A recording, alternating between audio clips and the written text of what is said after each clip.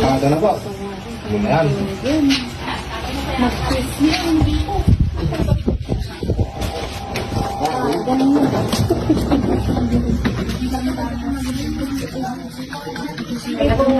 Matang na yun. Kaya kan dapat yun o. Kita. Kita, hawakan. Ito po mga kababayan, yung na-dislocate na paan ni brother na taga Binalunan, Pangasinan. Si brother Marvin. Marvin,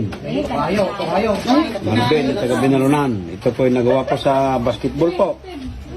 O, ito po pa niya.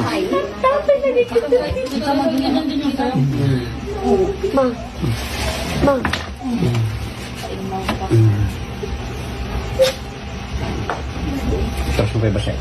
Dapat tak? Ya.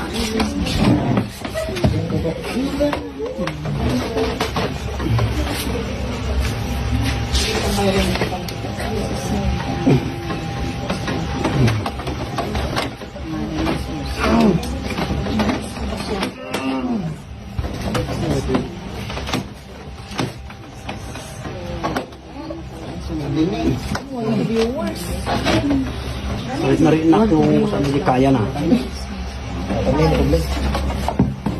Yung kambyong. Napahawakan ko. Kambyong ba ka na yun? Kambyong man tanong na persak.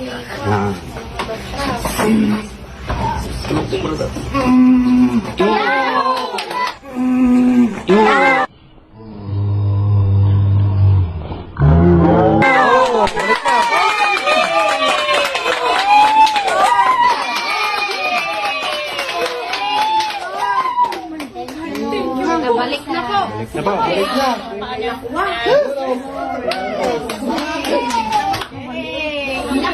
Balik na. Balik na. Thank you, Lord. Hindi naman mag-basketball. Aper na tayo! Tayo! Ayan na. Aper na! Binta ko na yung gula. Oh, makita mo na! Ilang mo na yung pamo. Pwede na mag-basketball ulit. Ingat na yan. May daan na yan. Balik na po. May daan na kasi yan. Naiyak na din si Kuya. Oh, ay bagat. Alisin mo yung pamaw, yung sa iban. Oh, ano ngayon masasabi mo? Thank you, brother. Thank you. Oh, sabi mo lang naramdaman mo. Minsan lang masakit pero grabe. Yan. Thank you, brother. Thank you. Oh, yan. Magpasalamat ka na. Thank you, Lord.